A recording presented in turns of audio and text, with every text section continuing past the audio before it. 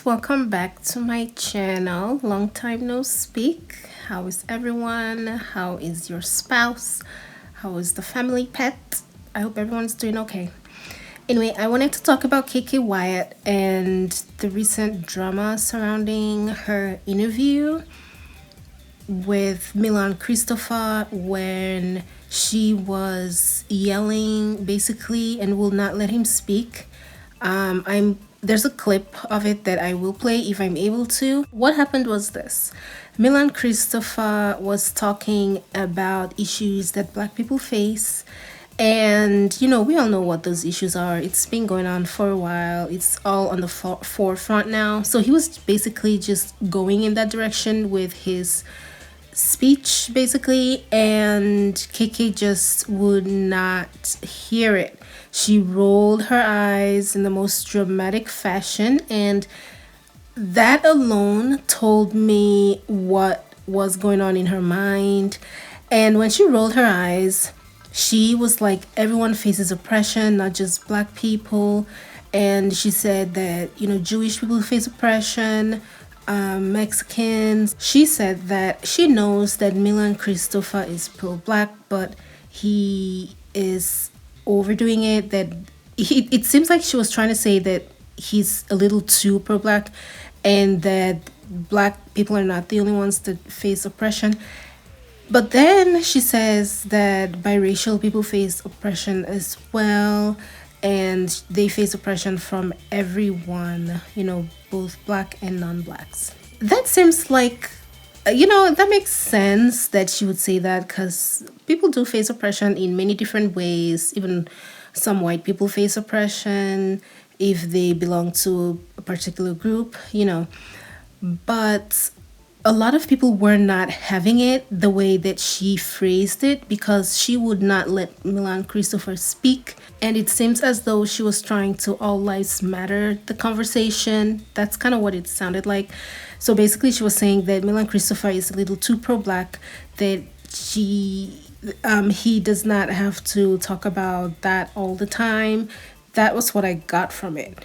And the whole eye roll, it seemed as though she was just tired of the topic, and that's why she did not want to hear about it from Milan Christopher. So she got a lot of backlash for her response. She was talking over Milan Christopher. And, well, let me just play the clip that I have, and this is it right here. Real world, in reality, black people have been, segregated, persecuted, hunted down. Because you are so pro-black, and it's okay to be pro-black. Well, if you're not even letting me talk, so I don't even understand where you, because I feel like you're being sarcastic. I'm not being sarcastic. So can you let me talk? You have to understand, black people are not the only people that have been oppressed. So if you would let me talk, that would be ones. Jewish people have been oppressed. Okay? Well, I can keep going. I'm biracial, damn it. We oppressed because black people that made us feel like white people make us feel like you don't know that life. You don't know that. So if you want me to be an ignorant, I will tonight. I don't want to go there. I'm not sure. I think you're a cool dude, but I think you need to understand, sugar, that there is more to life than just being.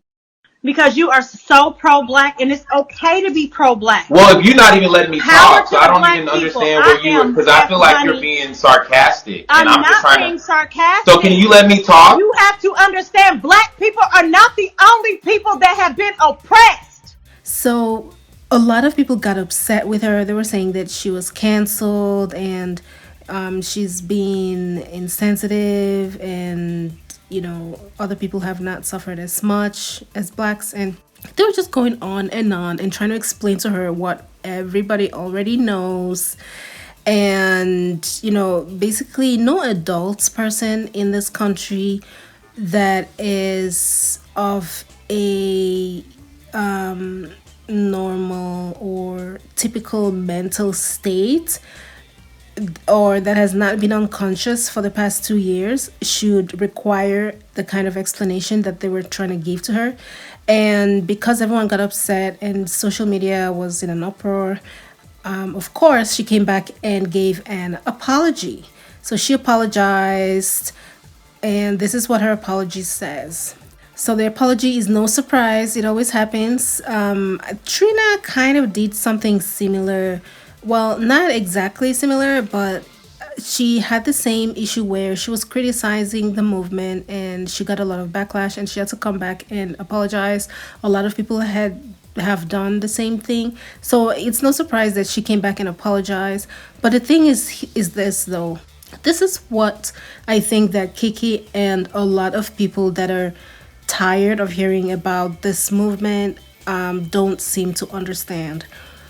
While it is perfectly understandable that sometimes you just don't want to hear about something anymore and you just want it to go, kind of retreat a little bit into the background so that your life can be back to normal and you can just have regular conversations that are pleasant and positive. The thing is, the reason why people have these conversations to begin with is to create change, right? So if the problem is still persisting, what will be the benefit of stopping the conversation? It makes no sense. You have to keep talking about it because that is as much as a lot of people are able to do. And the people that constantly talk about this issue are the ones that are actually at the forefront of the changes that we are seeing. It's not the people that are quiet and just don't want to deal with the problem. Those people do not bring change. A person that has the that's a person that thinks the way Kiki thinks about this matter and say that, well, everyone's oppressed, so this person should not talk about their oppression. She is not the kind of person that will bring a change to this kind of situation. This kind of situation needs to be addressed. It needs to be addressed constantly. It needs to be addressed loudly. It needs to be addressed thoroughly.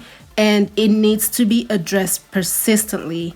So, whether people want to hear it or not, this is the kind of thing that just has to be at the forefront until we begin to see a change. So, the fact that she's sick of hearing about it is not reason enough for someone to stop talking about it.